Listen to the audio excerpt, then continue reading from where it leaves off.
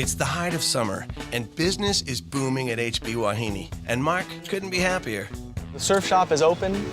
We're getting a lot of traffic. You know, we're moving anywhere from 5 to 7 boards a week.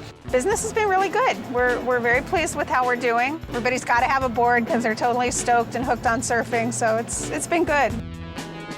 But just when the surf store is off to a great start, an almost tragic accident nearly makes Mark abandon his dream. The day of the grand opening, it was a little crazy. Everything was going fine, and we were at the grocery store getting last-minute stuff, trying to get ready for that event, and Quinn falls out of the cart right on his head. So we rushed him to the emergency room. It kind of, I think, made him really think about what this is doing to us as a family. It scared both of us, but I think it really hit him as to the impact that, you know, us shuffling our kids around all the time, and the thought of possibly losing one of them to some stupid accident. I think he just decided he'd had enough. I was done. I'll be quite honest with you. I was like, you know what? This has been so crazy from so many different levels. But she's like, no, you know, we've put too much into this. We're sticking it out. In a complete role reversal, Debbie won't let Mark walk away from his dream.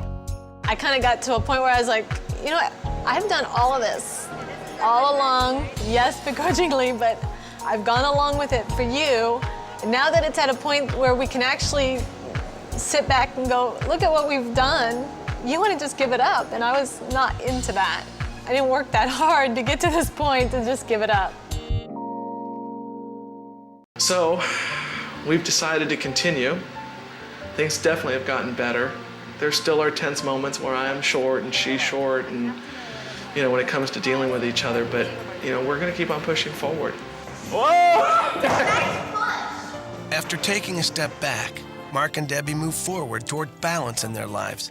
But the last question unanswered is whether Mark will leave his steady job. The plan has always been to make sure that all the pieces are in place. And once those pieces are working, and I feel that it's working at a level where I can feel comfortable enough leaving my position at American Honda Motor Company, that's exactly what I'm going to do. But in the meantime, it's up to Andrea and Debbie to run the store when Mark is at Honda. Over the past 3 months, Mark Ortiz has built and opened a surf store, been a dedicated husband and father, and worked a full-time job at Honda. He feels satisfied to see that all of his hard work is finally paying off. We're really starting to move in the direction where I feel we need to be successful. It's had really good days. You know, in some ways it's totally surpassed our expectations, and in other ways, you know, there's still some work we need to do, but it'll get there. We're going into the tail end of the summer here. We don't know what fall is going to look like. We don't know what holiday is going to look like. You know, we're hoping that that same level of loyalty and commitment from the customers that we've built, you know, remains the same. I feel pretty confident that, you know, people are going to come to us for their fall needs, back to school needs, backpacks, shoes, the type of stuff that really is big in retail in terms of back to school.